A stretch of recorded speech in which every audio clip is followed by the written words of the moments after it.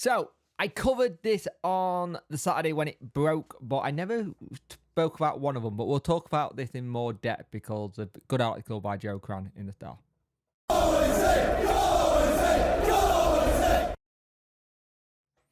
Hello and welcome to this video. If you could like, share and subscribe to the channel, I'd much appreciate it.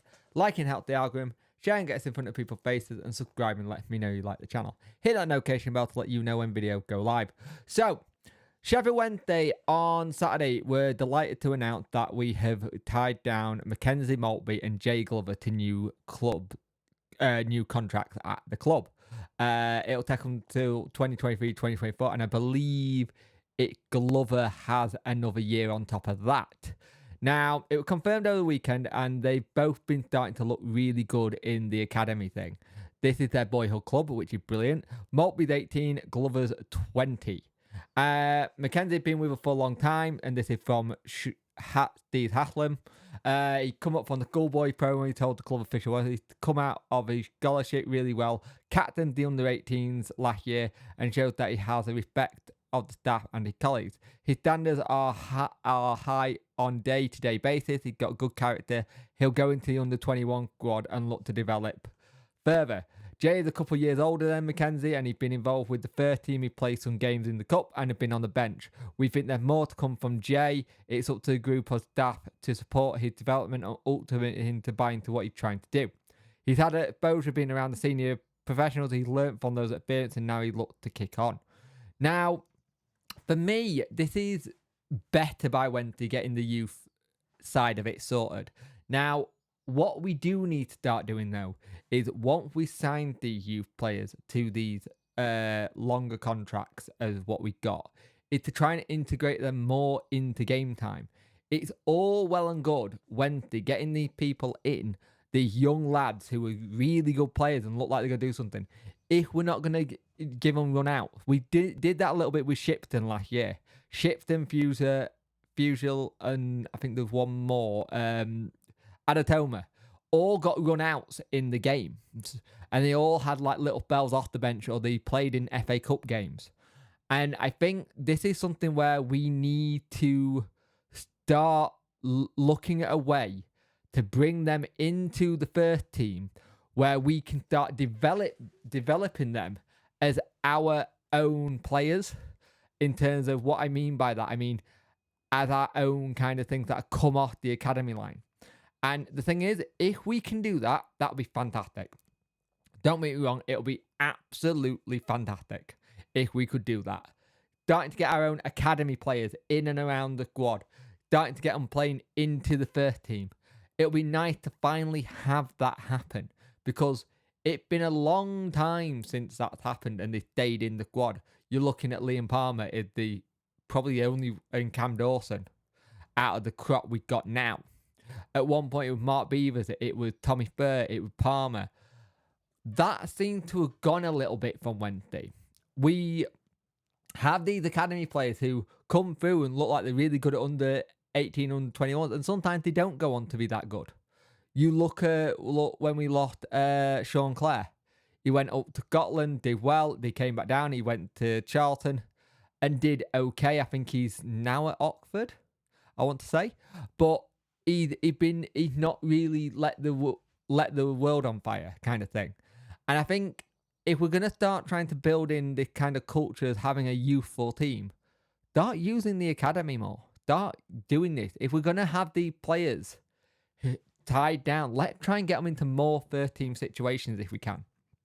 Put them in some of the cups that we're not, I don't want to say that we're not interested in, but put them in cup to see what they're like in and around the first teamers who might need a rest, and go from there.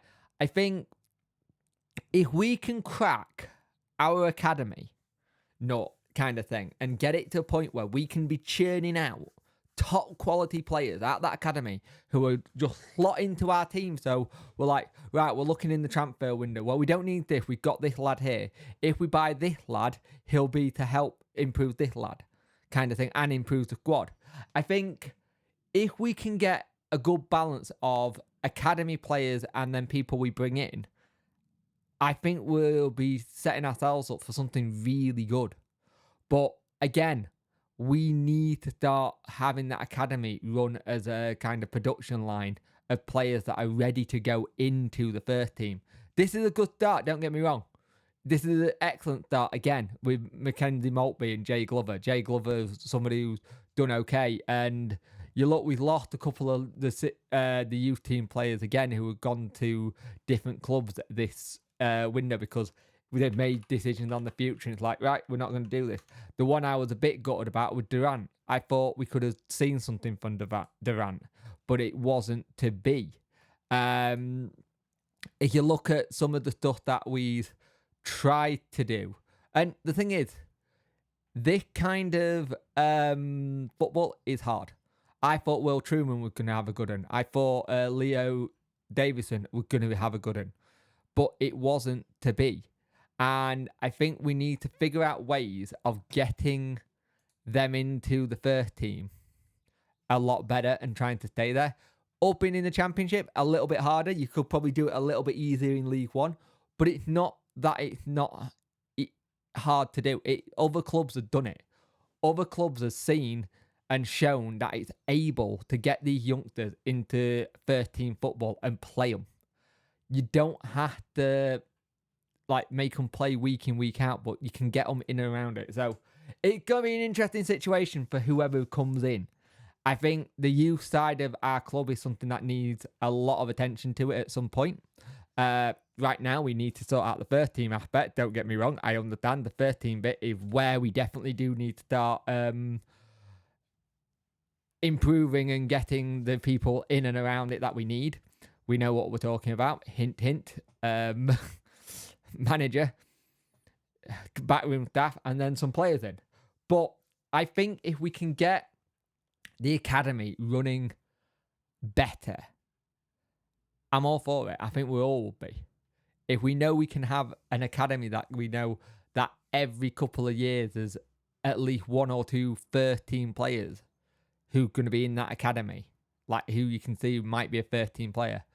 And then if you do that and they do well, you can then, if bids come in for them, you can then sell them on. And then if you do sell them on, put sell-on fees on. It's what other clubs have done.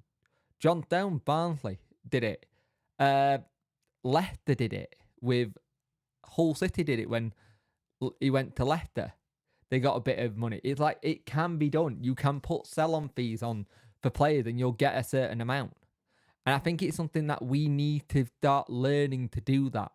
And we need to try and stop letting youngster contracts run down to as low as possible.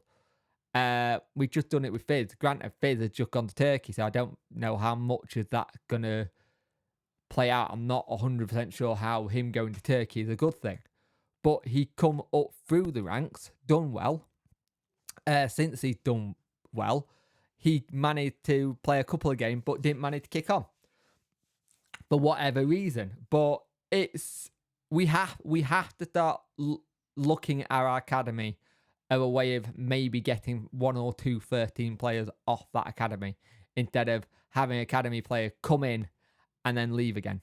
We've been poor with it for years. But good luck to Mackenzie Maltby and Jay Glover. I think the two players that we've got to keep an eye on. We all know about Bailey Cadamartri in there as well. Another player I'd like to see a lot more of this season in and around the first team. So let's see what happens. And hopefully we'll see them in first team action one day.